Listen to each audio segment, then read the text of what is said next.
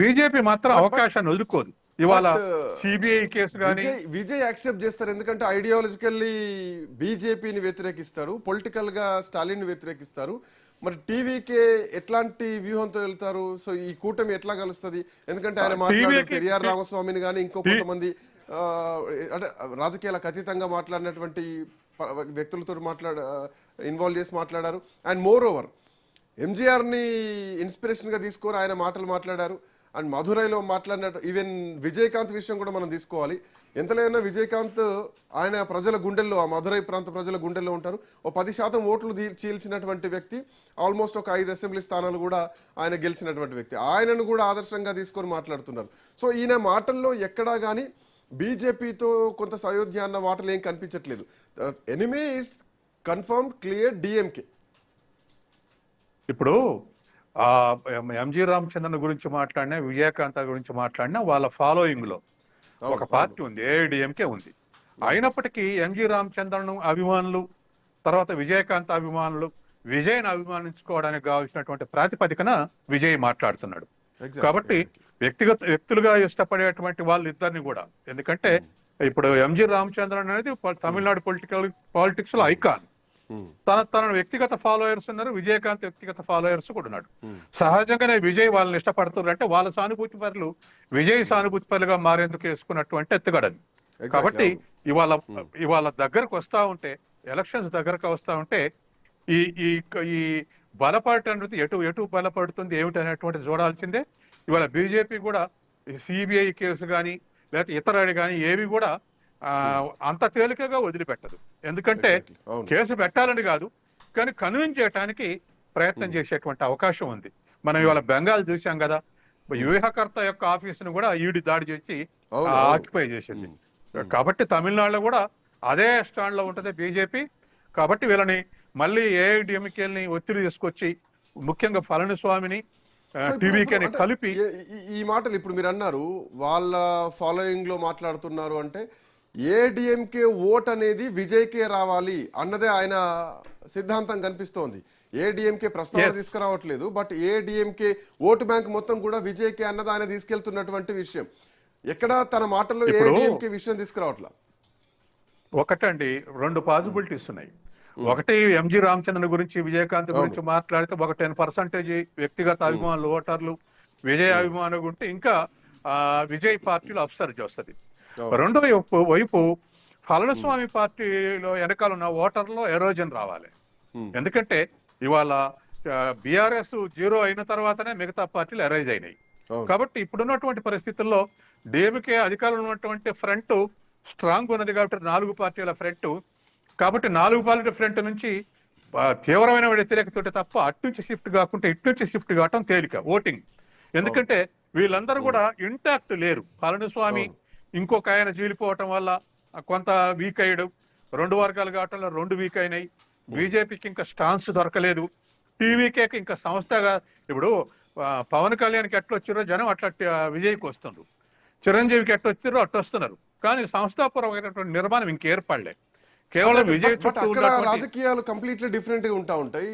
అంటే మనం పవన్ కళ్యాణ్ తెలుగు నేటివిటీ, ఇక్కడ ఉన్నటువంటి కుల రాజకీయాలు కానీ అక్కడ ఉన్నటువంటి అభిమాన రాజకీయాలు కానీ సంథింగ్ డిఫరెంట్. ఎందుకంటే ఎంజీఆర్ విషయంలో మనం చూసాం, జయలలిత విషయంలో చూసాం, విజయకాంత్ విషయంలో చూసాం. సో రేపు విజయ్ విషయంలో కూడా మేబీ అది రిపీట్ అయ్యే అవకాశం లేదా అంటే అబ్సల్యూట్ గా, అంటే ఇప్పుడు ఎన్టీ రామారావు లాగా అబ్సల్యూట్ గా ప్రజల కాన్ఫిడెన్స్ ఉంటే ఆ రిజల్ట్ వచ్చే అవకాశం.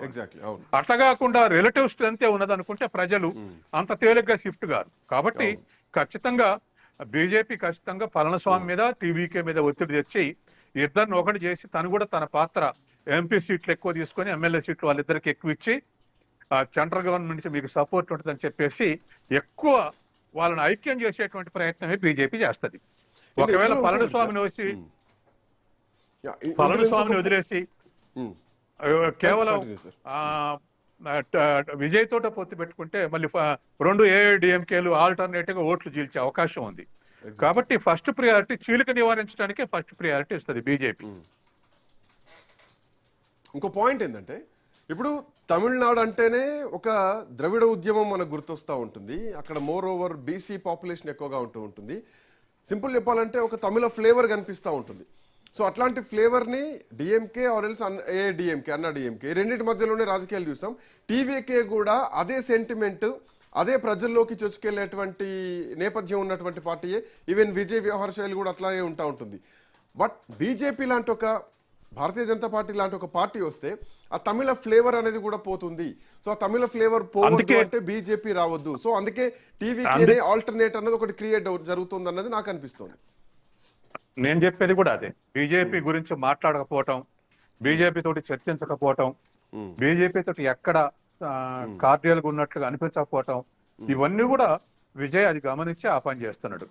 తర్వాత రెండోది, సహజంగానే తమిళ రాజకీయాల్లో పెరియార్ రామస్వామి, ఎంజి రామచంద్రన్ గురించి మాట్లాడాడంటే ఖచ్చితంగా ఇది ఒక ఇండికేషన్ బీజేపీ రాజకీయాలకు దూరంగా ఉండబోతున్నాడు అనేది.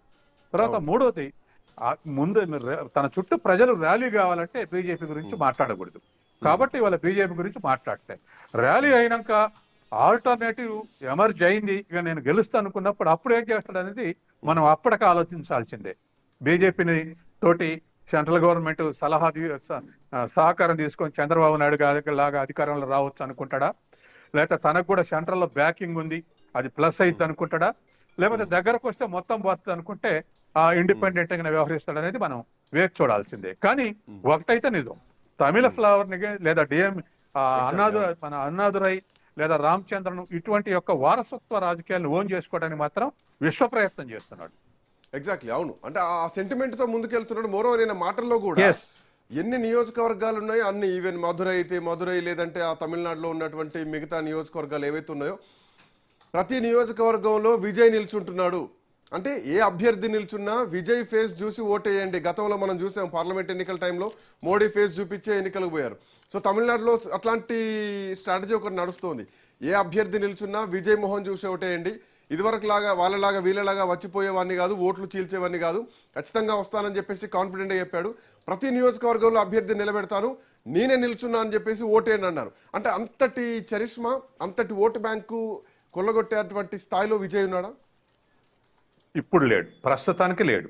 కానీ ఒకటి అదేమిటికి, ఆ స్ట్రాటజీ ఏమిటికంటే ఈయన పొత్తు పెట్టుకుంటే సగం సీట్లు మనకు దొరకవు అనేటువంటిది కాకుండా ప్రతి నియోజకవర్గం కూడా ఎమ్మెల్యే పోటీ చేసేటువంటి అభ్యర్థిని ఎలివేట్ చేయడానికి ఆ మాట అంటుండు. ఎందుకంటే పొత్తు పెట్టుకుంటాడు, ఇంకొకరితో పొత్తు పెట్టుకుంటుంటే సగం మంది జారిపోతారు. కాబట్టి ఇవాళ అన్ని నియోజకవర్గాలు నేను నిలబడతా, అన్ని నియోజకవర్గాల్లో పోటీ చేస్తుంటే దాని అర్థం ఏమిటి, ప్రతి నియోజకవర్గంలో ఎమ్మెల్యేకు పోటీ చేసేటువంటి శక్తి ఉన్నటువంటి 4-5 ఎలివేట్ అయ్యేటువంటి అవకాశం ఉంది. అలా ఎలివేట్ అయిన తర్వాత ఆ 4-5 కూడా టీవీ కోసం పనిచేసేటువంటి అవకాశం ఉంది. అలా పనిచేసిన తర్వాత అప్పుడు ఎవరికైనా మిగతా 4 కూర్చోబెట్టి 5వ యాక్సెప్టెన్స్ తీసుకొని పోటీ చేయించే అవకాశం ఉంది. కాబట్టి ముందు నియోజకవర్గ స్థాయిలో ఒక 60 మంది ఎలివేట్ అయ్యి ఒక నిర్మాణం ఏర్పడాలంటే ఆ మాట అనక తప్పదు. ఎందుకంటే అప్పుడు కూడా గతంలో చిరంజీవి ఎక్స్పీరియన్స్ మనకుంది. ఏమిటంటే ప్రతి నియోజకవర్గం నుంచి పోలు చేస్తే నువ్వు ప్రచారం చూసుకో, నువ్వు పార్టీ నిర్మాణం చూసుకొని చెప్పారు. అట్లా నియోజకవర్గానికి 4-5 చెప్పారు. 4-5 నాతోటి అన్నవాళ్ళు ఉన్నారు కొన్ని నియోజకవర్గాల నుంచి, ఎవరికాలే మమ్మల్ని చూసుకోమనరని. అంటే దాని అర్థం ఏమిటి, 5-6 యాక్టివ్ అయితే నియోజకవర్గ వ్యాప్తంగా తిరుగుతారు, అందులో కూర్చోబెట్టి ఫైనల్ గా ఎవరో ఒకరికి ఇవ్వచ్చు.